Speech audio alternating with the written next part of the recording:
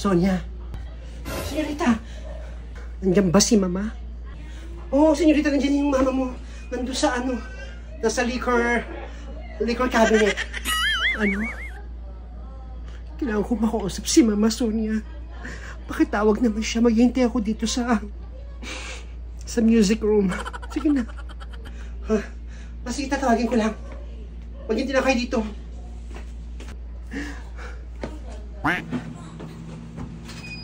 Makainom nga, na-stress ako. Na-stress talaga ako sa anak ko si Blandina.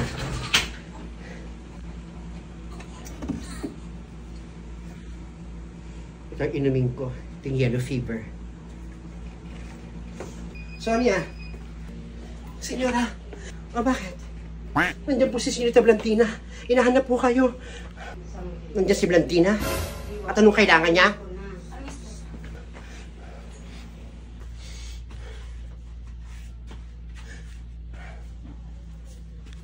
Anong kailangan mo? Mama, kailangan ko ng tulong mo. Pauwi na si Peter. Wala akong mahanap na bata. Para ipakita sa kanya na anak na ako. Wala na ako may tutulong sa'yo, Blandina. Buhay mo yan. Kaya harapin mo. Hindi ko alam magagawin ko, Mama. Tulungan mo naman ako, Mama. Sonia, kausapin mo nga to. Opo, senyora. Sonia, pwede mo ba akong tulungan? Sige na. Pag nakuha ko yung mana kay Mama, bibigyan kita. Tulungan mo po. Senyorita, ano po bang may tutulong ko sa inyo? Nanganak na kasi si Nena. Talaga po? Nanganak na si Nena? Ganito gagawin mo. Ano po? Sige na. Tulungan mo ko. Ayoko mawala sana si Peter. Uwi na si Peter eh. Ayoko iwan niya ako. Sige na. Tulungan mo naman ako, Sonia. Dadalaw ka lang doon Dadalaw ka lang doon sa pinsa mong si Feling Taga. Tapos, yayain mo siya, Mama. Kita mo yung anak ni Nena. Sige na. Sige na. Tapos, sige na. Sige na. Yung sinabi ko sa'yo, gawin mo. Sige, senyorita. Subukan ko po. Tutulong ako. Salamat, Sonia. Natutulungan mo ko. Basta subukan ko po, senyorita. Subukan ko po. Alis na ako. Matutulungan ni Mama eh. Buwisit na Blandina to. Panay pasakit, panay problema. Hello, Mare. May tanong ako sa'yo.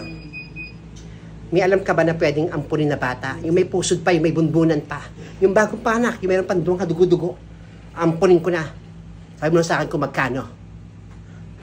Huwag mo nang alamin kung anong gagawin ko. Basta kailangan ko ng bata. Sige na, hanapan mo ako. Ha? Salamat. Basta bata yun. Pasalamat siya, meron makukuha ang bata. Blandina. Mama? Binubulong-bulong mo dito kay Sonia? Wala po binubulong kay Sonia. Sabi ko lang dalawa niya yung... May bala ka bang kunin ang isa sa mga kambal ni Nena? Mama, hindi. Hindi ko kukunin yung anak ni Nena. Wala sa vocabulary kung kumuha na may anak na may anak. Tumigil ka. Wala sa kwento natin yan. Ang sabi ko lang kay Sonia, kunin niya yung chupon. O kaya gumupit siya ng buhok ng baby ni Nena. Ibigay sa akin. Para kapag kinuha ko yung... Para kapag kinuha ko, makahanap ako ng baby. Tapos gusto ni Peter ipa-DNA test. Ipapakita ko yung buhok. Huwag mong tatangkain, nakawin, o agawin, o kunin yung isa sa mga kambal ni Nena. Tumigil ka! Hindi ko gagawin kumuha ng may anak. Hindi ko gagayahin yung mga laos ng telenovela sa channel, natin channel sa, Hindi ako gaya-gaya ng kwento, Mama. Nanakawin ko yung anak ni Nena. Tapos pagdating ng panahon, hindi ako ganun, Mama. Mas gusto ko mag-ampo ng ibang tao. Para ayoko makasakit ng damdamin ng iba. Oo, kabit. Oo. Inis ako kay Nina, pero hindi ko nanakawi yung anak niya. Kaya maghanap ako ng bata, Mama. Sonia, please gawin mo yun sa akin. Kunin mo yung tsuko ng bata o kaya magupit ka ng buhok ni nung dalawang kampal para meron ako ipapakita pag tinawag sa DNA test. Huwag ka namang problema. Nakahanap na ako ng baby. Magbibigay lamang ako ng 10 milyon sa nanay para makuha mo yung anak.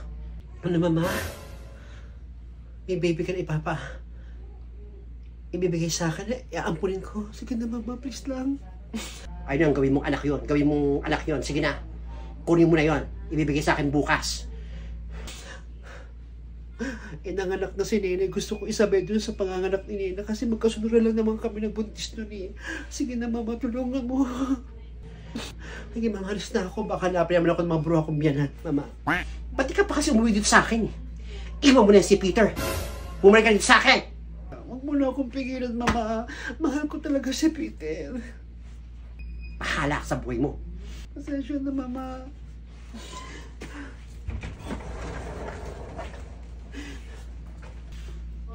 Sonia, kampi ka na ako sa ama mong yan.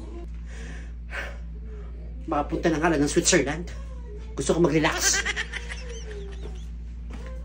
Ingat po kayo, Madam.